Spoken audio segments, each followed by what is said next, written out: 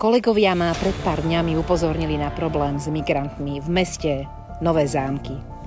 Nedá mi nereagovať na túto tému.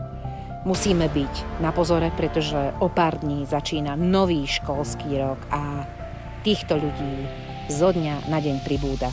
3 days without food? No kidding. Without water? I need food today, please. Before days, not have food. Can you tell me where are you from? From Syria. From? Syria. Syria? Syria. Yes. Everybody? Yes. Som riaditeľkou školy a dostávam od vás neskutočne veľa otázok, či už formou správ, alebo mi voláte, čo sa deje okolo tejto materskej školy, kde sa k 4. septembru vaše deti tešia s mamičkami, s oteckami. Veď ten pohľad na uväznených ľudí tu vedľa pár metrov od vchodu do tejto materskej školy je pre detské oko nepriateľné. Pán premiér Ódor, pani prezidentka Čaputová, členovia Progresívneho Slovenska.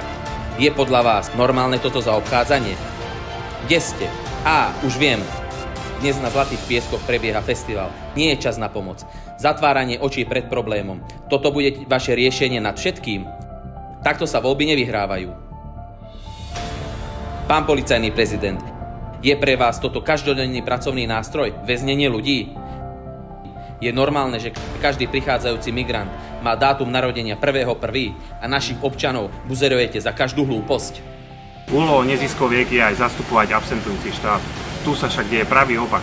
Zrazu sú mimovládky ticho.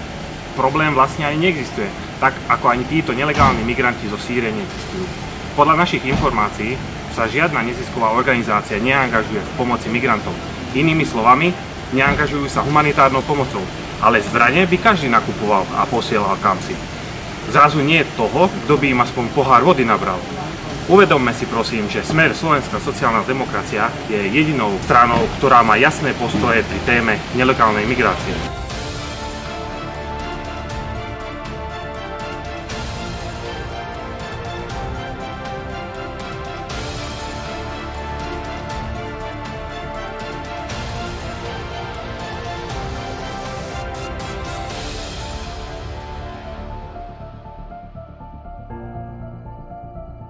Je krásny slnečný deň a tu za mojím chrbtom je prázdne detské ihrisko. Odpoveď, prečo je prázdne, je 10 metrov od nás. Vidíte tam záchytné stredisko, kde sústreďujú migrantov denne minimálne 1 až 2 krát.